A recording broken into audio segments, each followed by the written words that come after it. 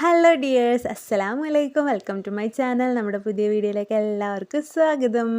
എന്തൊക്കെയുണ്ട് എല്ലാവരുടെയും വിശേഷം? എല്ലാവരും സുഖമായിട്ടും സന്തോഷമായിട്ടും ഇരിക്കുകയെന്ന് വിചാരിക്കുന്നു.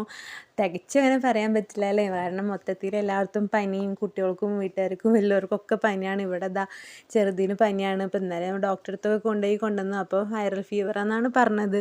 മരുന്നൊക്കെ തന്നിട്ടുണ്ട്, 6 മണിക്കൂർ ഇടവിട്ടിട്ട് ഇങ്ങനെ കൊടുത്തുകൊണ്ടിരിക്കുന്നുണ്ട്.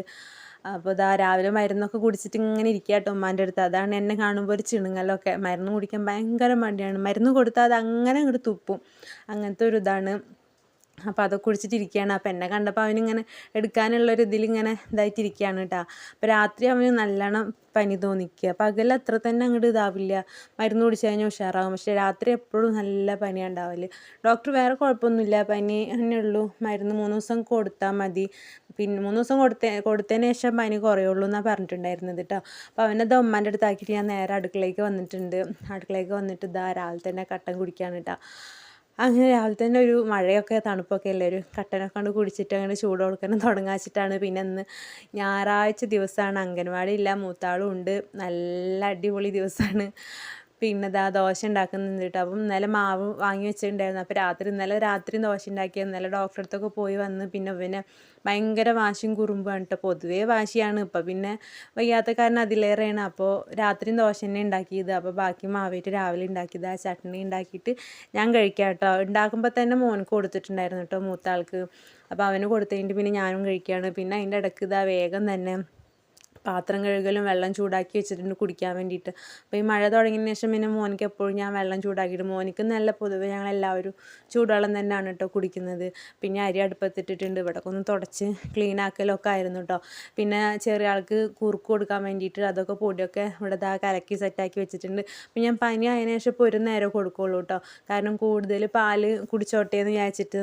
നല്ല പ്രതിരോധ ശേഷി ഉണ്ടാവണമല്ലോ, പാല് കൊടുക്കണം അത്രയും നല്ലതാണല്ലോ. അത് കാരണം പിന്നെ അതിൻ്റെ ഇടയ്ക്ക് ഞാൻ അലക്കുള്ളതൊക്കെ ഇട്ടിട്ടുണ്ടായിരുന്നു കേട്ടോ. അപ്പോൾ അവൻ അതിൽ തിരിയണ നോക്കിയിട്ട് എത്തി നോക്കി നിൽക്കുക കേട്ടോ. അപ്പോൾ ബെഡ്ഷീറ്റൊക്കെ അലക്കിട്ടിട്ടുണ്ട്. അത് ഏകദേശം അലക്കി കഴിയാറായിരിക്കണം. അപ്പോൾ വെള്ളം മാറ്റി കൊടുക്കാൻ വേണ്ടി വന്നതാണ് കേട്ടോ.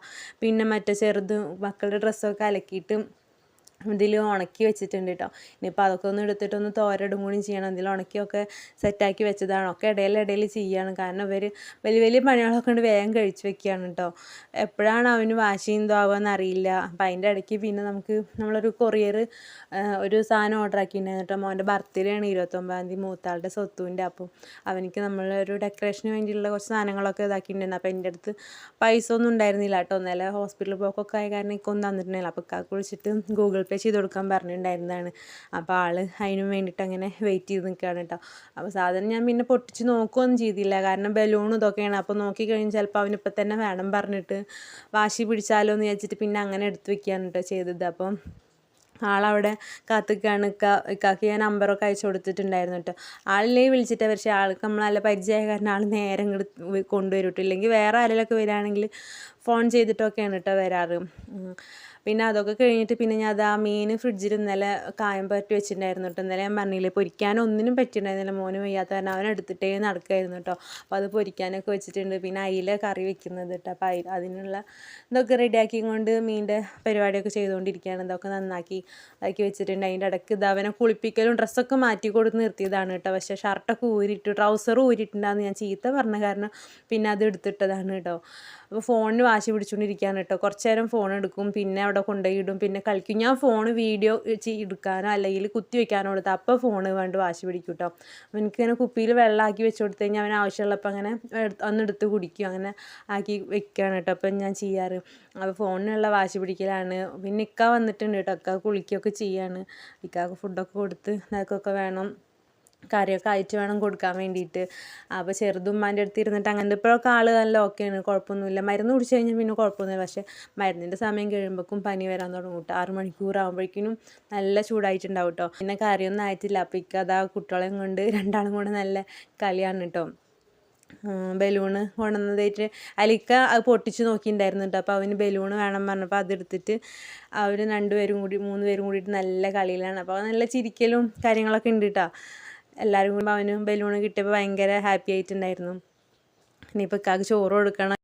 പിന്നെ അതൊക്കെ കഴിഞ്ഞ് മോന് ചോറ് കൊടുത്ത് ഞങ്ങളെല്ലാവരും ഒന്ന് ഉറങ്ങുകയൊക്കെ ചെയ്തു. പിന്നെ വൈകുന്നേരത്ത് നല്ല മഴയൊക്കെ ആയിരുന്നു കേട്ടോ.